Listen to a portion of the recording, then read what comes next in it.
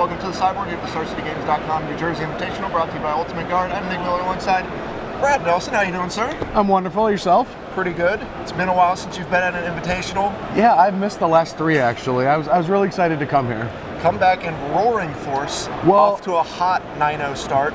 Well, since the last Players' Champs, I found myself not winning it and not qualified, and I didn't get many opportunities this year to play in tournaments, so I'm really looking at this Invitational and the one in December as PCQs. Yes. Yeah. You named it on Twitter at the PCQ, Players' Championship Qualifier. Yeah. Of course, gunning for your second token as well in a second Invitational you get one. title. Yeah, that's awesome. I haven't even put much thought into that. So we're excited for that. You are so far 5-0 in Modern. You're playing the Death Shadow Aggro deck. A lot of buzz has been around about this deck, and there's a lot of ways you can build this deck and play this deck. We want to talk to you why you're playing the deck and why this build.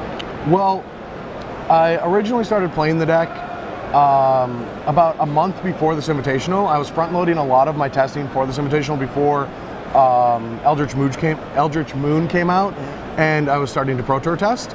So once I got back from the Pro Tour, I got in, I'd say like 6 leagues with the deck, and it's super fast on Magic Online to get a league in with this deck. Yeah. But the reason I started playing it is because I joined Team Eureka, and Eureka is the Suicide Zoo team. They played it at Pro Tour Atlanta. I think it was Atlanta. Yeah, pretty sure. The last Modern Pro Tour. The last Modern one, the Eldrazi one, where they got Chalice to oblivion.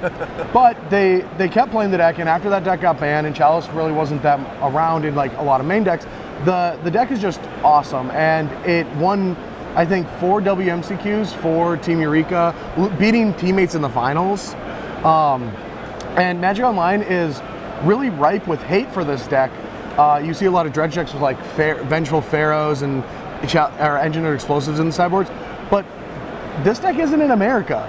Like, people are not really concerned about it. They kind of ignore it. It's like a gentleman's agreement that one of the best decks in the format just won't exist. And so with the push from Eureka, I started testing this deck. I use them as mentors and confidants, and they really like honed in on like not only the deck list, but to teach me all the unique things the deck can do. And I was really excited to come to this tournament with this deck. I thought I was going to do really well with it, and I'm so far so good. Right. When you see Brad Nelson very prepared for a tournament, you need to be scared. Because the last time I remember you preparing super hard was the first Players' Championship, and you obliterated that tournament. And you said, well, I put in a lot of work here. So far, you're killing it here as well. Yeah, I did test a ton on Magic Online for this event. The girlfriend was not pleased, since after this I'm heading to Seattle for Worlds. She's going to meet me there in a couple weeks, but I just left for 2 weeks. I came back for 10 days. I tested a bunch. I mean, I'm not a bad boyfriend, but she wasn't too happy. Life of the professional Magic player, though. All right, let's talk about the deck here, because there's been a lot of iterations, people trying out different colors, the Grixis build, the Norwood Dryads, these things. You have the, I guess you would call it the traditional Swiss Spear, Wild Cattle, Death Shadow, and the Step Links creature package. Yeah, I mean, the first thing I'd like to say is new does not mean good. And just because there are new iterations of this deck that can play like the Dryad or Traverse or Metamorphose or all these things, doesn't mean that's what you're trying to do. Like, Step Links is not a good Magic card anymore. And I'm not going to defend it. But when you have 57 really good cards for a deck and you just need one more thing to be the worst version of something, it's fine. Sure. And so like Step Links is a good 1-drop. It usually dies, especially because it's on turn 1. It's going to lose value as the game progresses, but it's going to deal the most damage right away, so they're going to use their limited removal spells on it. But the rest of the deck is, I really love at least 55. I don't know if the 2 bolts are correct, but I wouldn't play all the unique stuff. I think that the stock, low to the ground, 15 1-drops, nothing cute, get them dead strategy for this deck is the best. Like, this is Modern, and this deck rides the wave, like not only with its life total, but with the format itself. Right, so you have a ton of ways to lose life. Of course, you're shock fetching basically all the time. And then you have things like Street Wraith, Ataxian Probe, Thoughtseize to help hurt your life total. Lightning Bolt, I've done that a couple times. Bolting yourself. Yep. So you have all these ways to kind of interact, see what's going on, and draw extra cards, and then you set up for the combo kill, Become Immense, Teamer Battle Rage, and Mutagenic Growth. Yep. All right, so talk about, riding the wave. Kind of the scenarios here where you have to balance your life total or just, not care about your life total. Well, when I started testing the deck, I thought there was a really high barrier to entry. and I was intimidated to that deck. Actually, testing for last Worlds, I was testing with Ari Lax, and Ari was interested in this deck, and I'm like, I can't learn that. That is too hard to play. And so once I started playing it, I actually figured out that it's not that difficult to play. It's Going on. A friend of mine is trolling me right now. I'm sorry.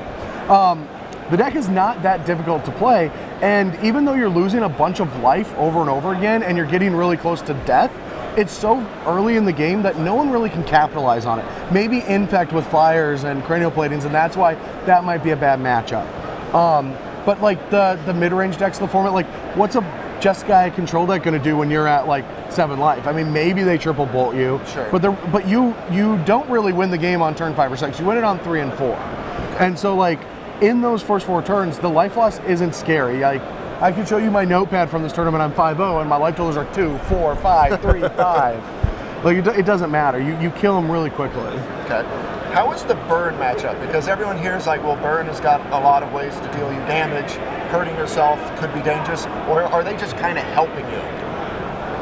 Both. I think that matchup, at least from Eureka's standpoint, I've only played it a handful of times. I'm not really comfortable with it. I don't have any hate for it in the sideboard because burn is the kind of deck I'm going to ignore when my goal is to qualify for the Players' Champs, and I just don't expect if I make top 8 to play against burn. I wanted to make sure I had tools to beat like Eldrazi and Dredge and stuff like that. But that matchup pretty much comes down to how good they are. If they're playing perfectly, because it's hard to look at a Death Shadow and know what to do. It really is. The math is just anything. It could, like, they could attack you for 2 or 22. You just don't know. And so like if they help you out, that might be like 2 damage might not kill you, giving them +2/+2, but 3 might be just enough. Sure. With a Team or Battle Rage and maybe one other thing. So you really never know. It comes down to how good they are and how good the draws are. I think they're favored by, I guess they are favored, but who cares about burn? Just let burn kill you. Everyone's afraid of losing to burn or mad about losing to burn. Just let Lava Spike kill you every once in a while. It's okay. As someone who's really been grinding this deck, what are some of the tricks that people might not be aware of that this deck can do? You know, what are some of the cool like insider lines? Well, one of the cool insider lines is when I started testing the deck, I always thought that like the bobble was a cantrip. It could help with prowess, it could help with delve. But you would just like point it at them with a probe, and then you'd have perfect information for 2 turns. But one of the early things is you'll look at an opening hand that needs like maybe one thing to be perfect or one thing to function really well, and you have a bobble and a cantrip, and you have fetch lands. You can look at your top card of the library as an effective scry. If it's a card you want, you cycle immediately. If it's not a card you want, you fetch cycle. Right. We saw that on camera in one of your matches. Yeah, that's a little trick. I can't think of any offhand. Sequencing is really important, but that's all situational because it's modern. There's 50 decks. Sure. So that takes mastering the deck will take a long time. Learning the deck, it's not that difficult. It is a very complex deck to play, but you're not going to pick it up and just like not be able to at least start functioning. Like you'll learn as you go. It's not going to take like 50 matches. Then you're like, oh, now I think I can be okay at the deck. Yeah, the concept is there. You're attacking people and making creatures very large. That's exactly correct. I think that people just didn't pick this deck up in the US because they were, just like I was, scared to play something this complex, playing like all 1-drops. It's like Infect, but you have to deal 20 and not 10. But after playing with the deck, I think it is most likely the best deck in the format. I really do believe it is just the best deck. And I could see one of the cards that are universally like in it be banned eventually, so it's not a thing. Well, your sideboard has a lot of 1-ofs, so just kind of go over some of the key cards in here. We don't need to go over all of them, but you've got multiple paths, multiple Inquisitions, multiple Hooting Mandrills, and just a slew of 1-ofs. Okay, 1-ofs are pretty self-explanatory. I like a Stony Silence because it also acts as something against banned Eldrazi to beat Engineer Explosives and Spellskite, but it's a good affinity card, but Ancient Grudge is better, so if you don't have any banned Eldrazi in your format, just play Ancient Grudges. Tarmogoyf 2 Hooting Mandrills and Rager of Eos are for your mid-range matchups, the ones where they have removal spells.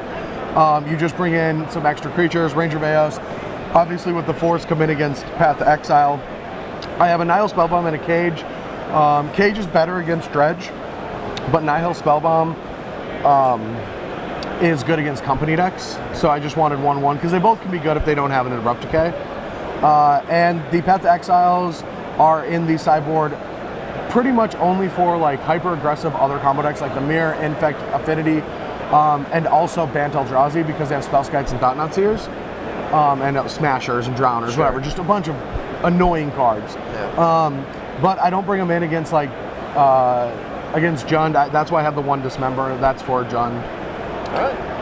Well, the deck looks great. You're killing it in all formats. You're 5-0 in Modern. Got another invitational top 8 on the horizon. We wish you the best of luck. Thank you very much. Brad, I mean, that's the goal, man. Like I came into this thing so I can go back to Players Champs and dunk on Jim Davis because he stole that one from me, and I want it back. All right, Jim, he's coming for you. Brad, thanks for joining me on the sideboard. Stay tuned to StarCityGames.com all week long for the action here in New Jersey.